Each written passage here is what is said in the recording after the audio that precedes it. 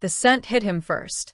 It wasn't the sterile, expensive smell of catered sushi or the faint, metallic perfume of money that usually hung in the air on the 78th floor. This was different.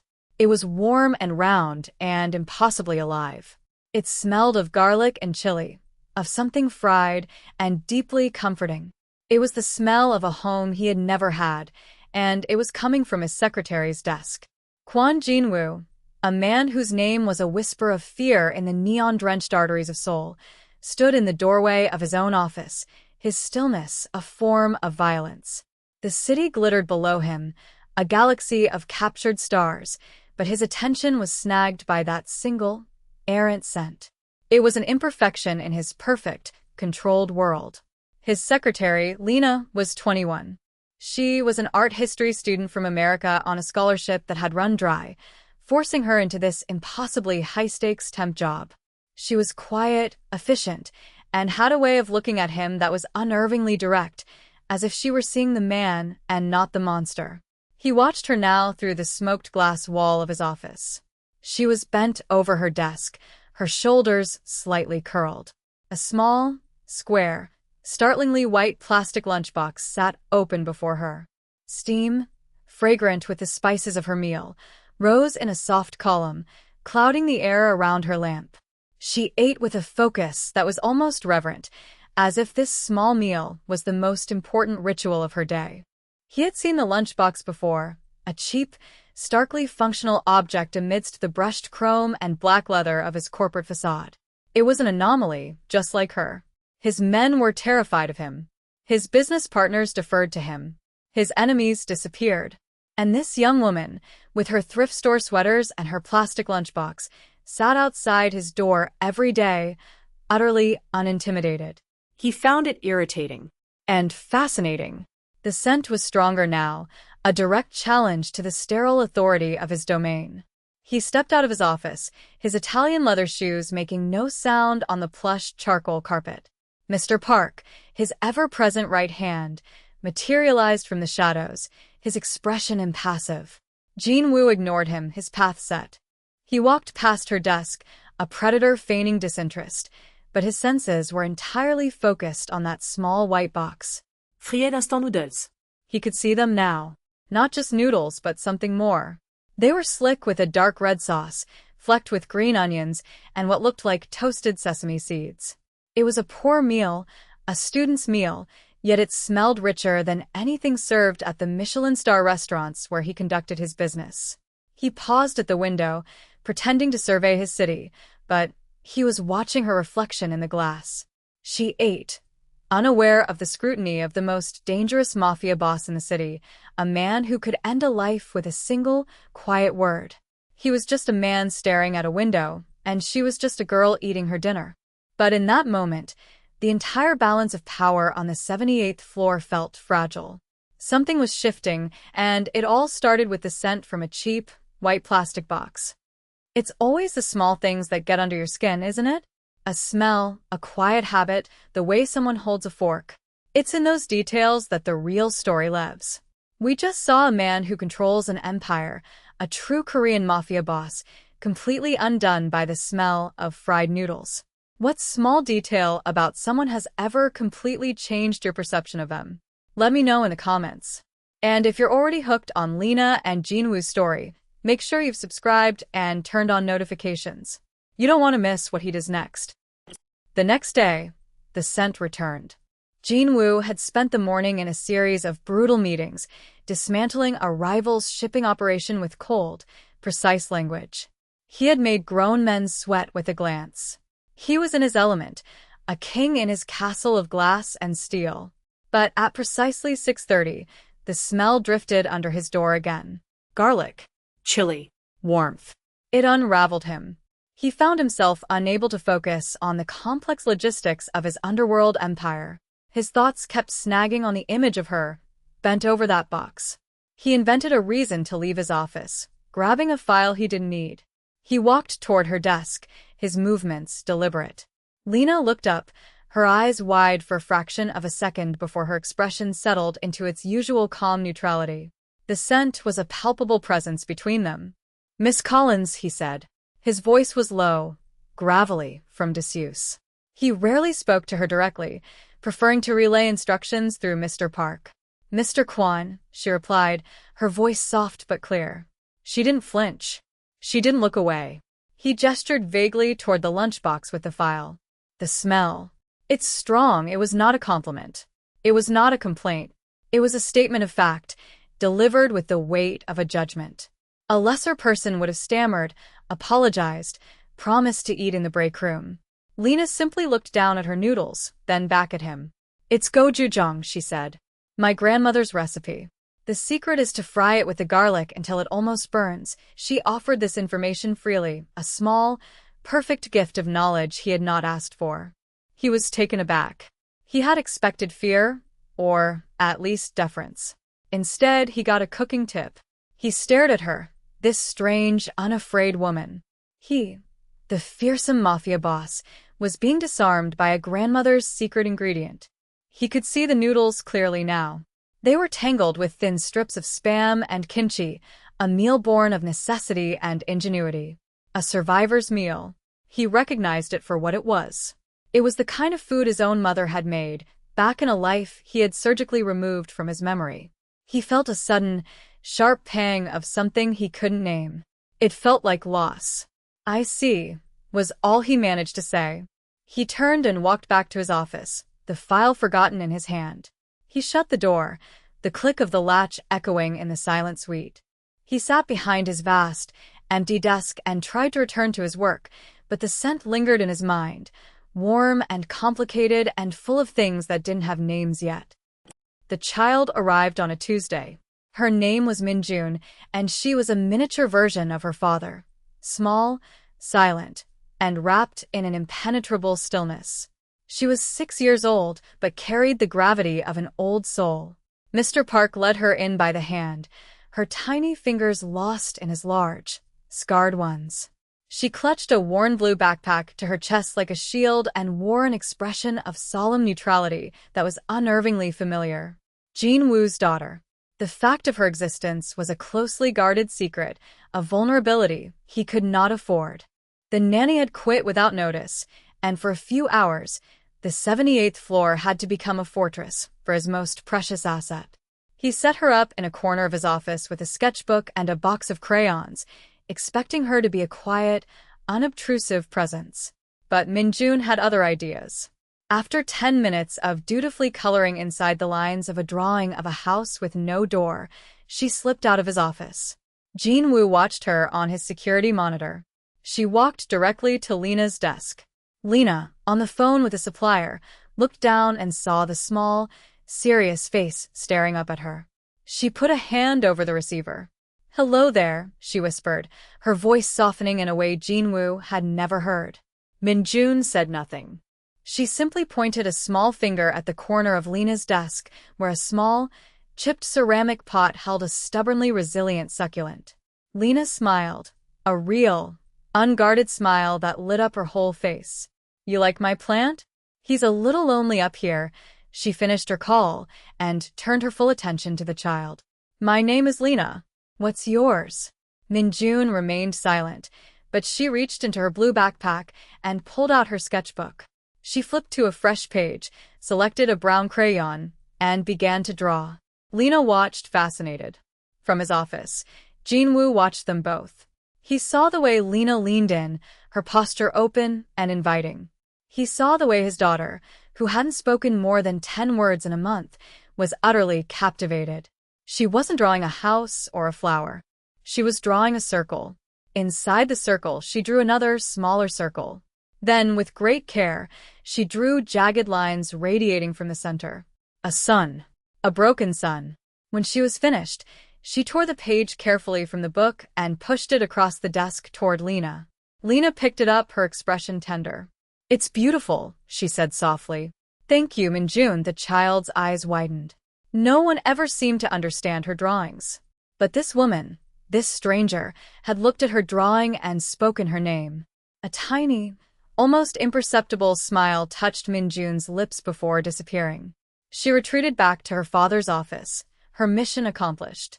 Lena was left holding the drawing of the broken sun, a strange warmth spreading through her chest.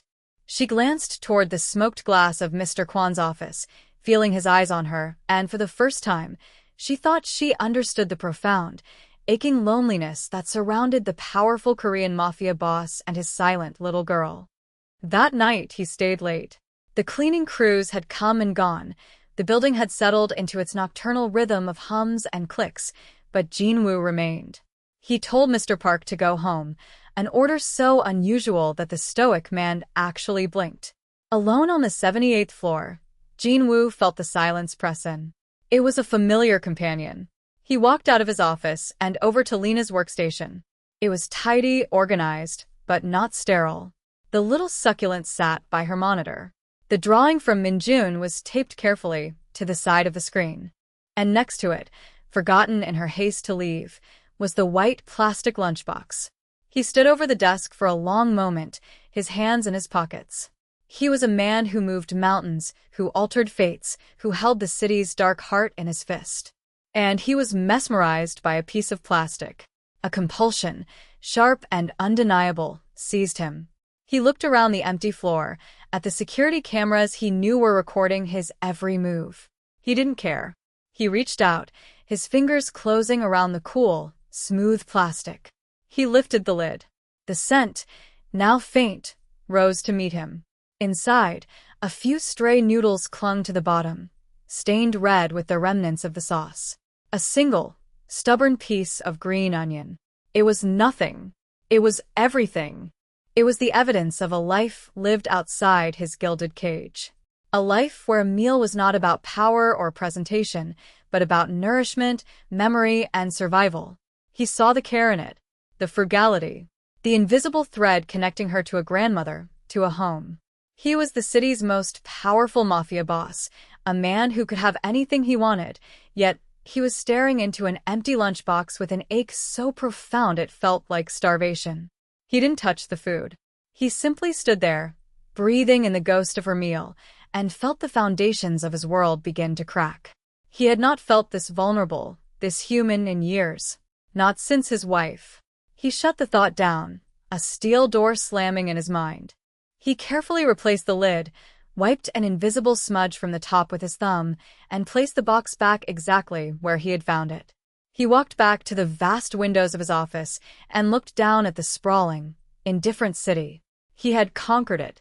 But he was beginning to realize that the most powerful force in his life wasn't the empire at his feet, but the quiet young woman who sat just outside his door, the one who carried her home inside a small white box. He had opened her lunchbox looking for the source of a smell, and had instead found a piece of his own forgotten heart. He was falling in love with her. The thought was absurd.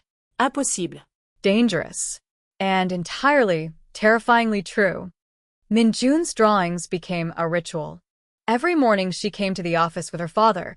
She would make a silent pilgrimage to Lena's desk and leave a new piece of art. A drawing of Lena's succulent with a smiling face. A drawing of a steaming bowl of noodles. A drawing of a large, warm hand holding a very small one. They were a child's simple crayon renderings, yet they felt like dispatches from a world of pure emotion. Lena treasured each one, taping them in a neat row beside her monitor. They were transforming her sterile workspace into something personal, something warm. Jin-woo watched it all. He said nothing, but his observation of Lena became more constant, more intense. He started finding reasons for her to stay later.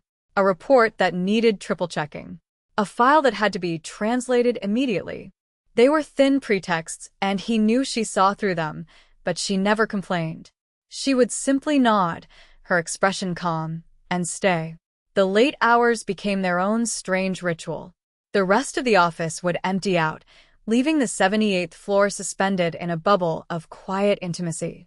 Sometimes Minjun would be there, asleep on the plush sofa in his office, her blue backpack tucked beneath her head. On those nights, the silence between Lena and Jin-woo felt different. It was no longer the tense, professional silence of a mafia boss and his secretary. It was softer, filled with the unspoken awareness of the sleeping child in the next room. One evening, as Lena was packing up to leave, he walked out of his office. He didn't speak, just stood in the doorway watching her. The classic doorway moment. A man on a threshold. "You're good with her," he said finally. The words hung in the air, simple and heavy. Lena post, her hand hovering over her bag. "She's a good kid. She just needs someone to see what she's saying." She gestured to the drawings. "She's not as quiet as you think." Jinwoo's gaze followed hers to the colorful display of crayon art. He saw the smiling plant, the steaming noodles, the two hands. He saw the story his daughter was telling, a story he had been unable to read. A flicker of something, gratitude, pain, something else entirely, crossed his face before being locked down. Her mother, she was the one who understood her drawings. It was the first time he had ever mentioned his wife. The admission was a crack in the ice, a glimpse into the vast reservoir of his grief. Lena felt the shift. The air grew thick with everything he wasn't saying. She wanted to ask, to offer a word of comfort, but she knew it wasn't her place. So she just nodded, a small, quiet acknowledgement of his pain. "Good night, Mr. Kwon," she said softly, and left him standing in the doorway, a ghost in his own kingdom, surrounded by the bright, hopeful colors of his daughter's unspoken love. The call from Chloe came late one night while Lena was walking home, the city lights of Seoul a dizzying blur around her. Chloe's voice, crackling with static and concern from 6,000 miles away, was a lifeline to her old reality. "A temp job? Lena, you said it was a corporate gig. You didn't say it was for the actual, literal Yakuza, or whatever the Korean version is." "It's not like that," Lena said, pulling her coat tighter. The autumn air was sharp. "He's just my boss." "Your boss?" "Honey, I Googled him. The first result is a picture of him at a funeral, and everyone in the photo looks like they could kill you with a chopstick. The second result is a list of his rivals who have mysteriously retired to the bottom of the Han River. You're working for a Korean Mafia boss." Chloe's panic was a familiar, comforting rhythm. "His name is Kwon Jinwoo, not the Mafia boss," Lena corrected a little too quickly. "And he's been fine. He's professional." "Professional?" "Lena, professional is when your boss asks you to collate reports, not when he has a guy named Mr. Park who looks like he could punch through a wall and doesn't seem to blink. I saw him in the background of one of your video calls. Mr. Park is perfectly polite," Lena mumbled, knowing how absurd it sounded. The truth was far more complicated than Chloe could ever understand. It wasn't just a job anymore. It was about Minjun and her crayon sons. It was about the profound, silent grief of a man who looked at the world as if he were already a ghost. It was about the strange, magnetic pull of this dangerous, broken family. "I can't just leave, Chloe. There's the little girl." "Oh no," Chloe's voice dropped. "There's a kid? They've got you." That's the emotional blackmail part of the Mafia recruitment package. First, they give you the job, then they show you the sad, beautiful, motherless child. Classic. Lena let out a laugh. It was a real, full-throated laugh that startled a few passersby. It felt good to laugh, to release some of the tension that had been coiling in her gut for weeks. "It's not like that," she insisted, but her voice lacked conviction. "Just be careful, Lee. Seriously. Men like that, they don't have colleagues. They have assets. Or targets. Make sure you know which one you are." The line went dead, leaving Lena in the bustling Seoul night, the warmth of her friend's concern a stark contrast to the cold reality of her situation. Chloe was right, of course. It was dangerous. It was insane. But as she pictured Minjun's serious little face, and the flicker of humanity she sometimes saw in Mr. Kwon's guarded eyes, she knew she wasn't going anywhere. What a phone call. It's the voice of reason breaking through the romantic haze, reminding us of the very real danger Lena is in. It's easy to get lost in the slow-burn tension and the sweet moments with Minjun, but Chloe's words bring it all crashing back. Are you on Chloe's side, worried for Lena's safety? Or do you believe that the connection she's forming with Jinwoo and his daughter is worth the risk? This is the heart of the story, that razor's edge between danger and love. Tell me whose side you're on and why. The stakes are about to get so much higher. The threat, when it arrived, did so with a smile. His name was Mr. Choi, and he was Jinwoo's chief rival, a man known for his pleasant demeanor and his brutal efficiency. He arrived unannounced, strolling onto the 78th floor as if he owned it, flanked by two men who were the mirror images of Mr. Park. Jin-woo met him in the reception area, his body language a steady and controlled calm, but Lena could feel the temperature in the room drop by 20 degrees. The air crackled with a silent, lethal energy. Mr. Park stood just behind Jin-woo's shoulder, his hands clasped behind his back, but his posture was that of a coiled snake. "Jin-woo," Mr. Choi said, his voice smooth as silk. "I was in the neighborhood. I thought I'd see your new view." His eyes scanned the opulent office, but there was no admiration in them. Only appraisal. Calculation. His gaze landed on Lena. He gave her a slow, deliberate smile that didn't reach his eyes. "And who is this? A new addition to the family?" The question was casual, but the word family was loaded, a small, sharp barb. Jin-woo stepped slightly, a subtle movement that partially shielded Lena from Choi's view. "My secretary." Miss Collins. Choi's smile widened. He took a step toward Lena's desk. "Miss Collins. An American." How exotic. He looked at her, then at the row of Minjun's drawings taped to her monitor. His eyes lingered on the one of the two hands, the large one and the small one. "Charming. You bring a certain warmth to the place." Every word was a threat wrapped in a compliment. He was telling Jin-woo, "I see you. I see your attachments. I see your weakness." Lena felt a cold dread wash over her. This was the real world she had stepped into, a world where a child's drawing could be used as a weapon. Jin-woo's face was a granite mask, but Lena saw the muscle jump in his jaw. "Our business is concluded, Choi," he said, his voice dangerously soft. "Don't let me keep you." Mr. Choi held his gaze for a long moment, the silent battle of wills stretching the seconds into an eternity. Then he chuckled, a dry, unpleasant sound. "Of course. Always a pleasure." He gave Lena one last, lingering look before turning and walking away, his men falling into step behind him. The moment he was gone, the tension in the room remained, a toxic residue. Jin-woo stood frozen for a moment, his back to Lena. He was looking out the window, but he wasn't seeing the city. He was seeing a threat assessment, a new variable in a deadly equation. Her. He turned slowly, and his eyes met hers. In his gaze, she saw a terrifying clarity. He wasn't just her boss. He was her protector. And Mr. Choi had just made her his target. That night, a storm broke over the city. Rain lashed against the floor-to-ceiling windows, turning the glittering skyline into a watercolor painting of bleeding light. The storm was a mirror of the turmoil inside the 78th floor. Minjun, who had stayed late with her father, woke from a nap on his office sofa with a terrified scream. Lena, who had been finishing a last-minute report, was the first to reach her. She found the little girl sitting bolt upright, her eyes wide with a nameless fear, tears streaming down her face. Jin-woo rushed in a second later, but his presence only seemed to make Minjun shrink further into herself. He knelt by the sofa, his large frame looking helpless. "Minjun, what is it?"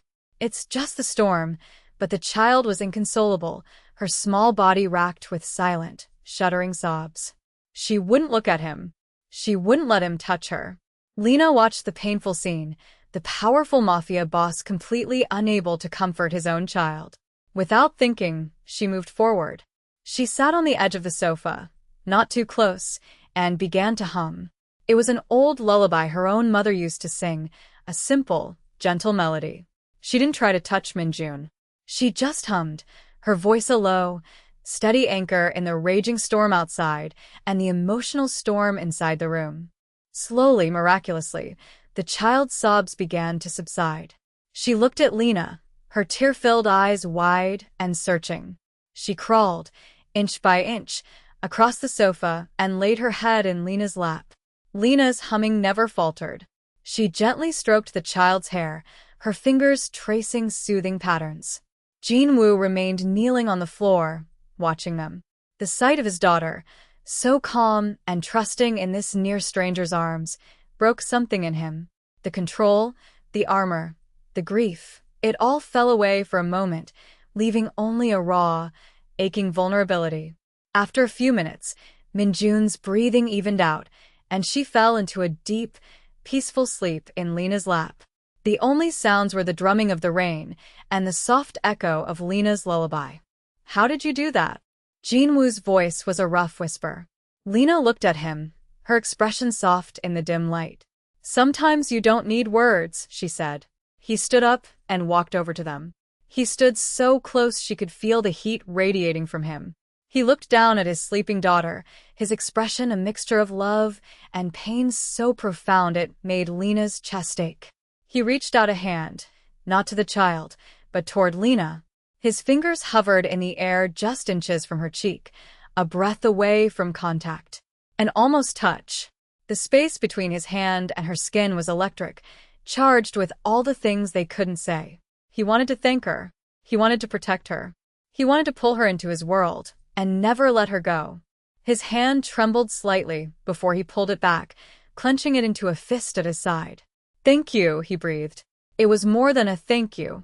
It was a confession. It was a surrender. This moment, the storm, the frightened child, the lullaby. This is where everything changes. That almost touch was more powerful than any kiss, wasn't it? It was a promise, a plea, and a warning all at once. We just saw the impenetrable Kwon Jinwoo completely stripped bare, his vulnerability laid out for Lena and us to see. What do you think was going through his mind when he almost touched her face? Was it gratitude? Possession? Fear? Let me know what you felt in that moment, because I think it's the most important one in their story so far. The next day, the request came. It was delivered by Mr. Park, but the words were Jinwoo's. "Mr. Kwon requests that you join him and his daughter for dinner." At his home, it was not a question. It was a summons. Lena's heart hammered against her ribs. This was a line being crossed, a boundary dissolving. His home was his sanctuary, his fortress. To be invited inside was significant. When she arrived that evening, driven by a silent Mr. Park, she understood why he kept it so hidden. The house was a modern architectural marvel, a place of glass, concrete, and soaring empty spaces. It was stunningly beautiful and profoundly lonely. It was a museum, not a home. Jinwoo was waiting for her, dressed not in his usual sharp suit, but in a simple black sweater and dark trousers. He looked younger, less like a mafia boss and more like a man drowning in a house full of ghosts. Minjun was there, clinging to his leg, but she smiled when she saw Lena, a real, wide smile that transformed her serious little face. "I was hoping," Jinwoo began, his voice hesitant, "that you might cook." With us, he led her to the kitchen. It was a chef's dream, a cavernous space of stainless steel and marble, with appliances that looked like they belonged on a spaceship. And it was completely, utterly sterile. It was clear no one had ever actually cooked a meal here. He had laid out ingredients on the counter. Instant noodles, kimchi, spam, green onions, gochujang. The components of her lunchbox meal. A peace offering. An invitation. Lena felt a smile touch her own lips. "Okay," she said. "But you have to help." What followed was a quiet miracle. In the heart of that cold, empty mansion, they created warmth. Lena showed Jinwoo how to chop the green onions, her hand briefly brushing his as she adjusted his grip on the knife. The contact was fleeting, but it sent a jolt through them both. She showed Minjun how to carefully sprinkle sesame seeds.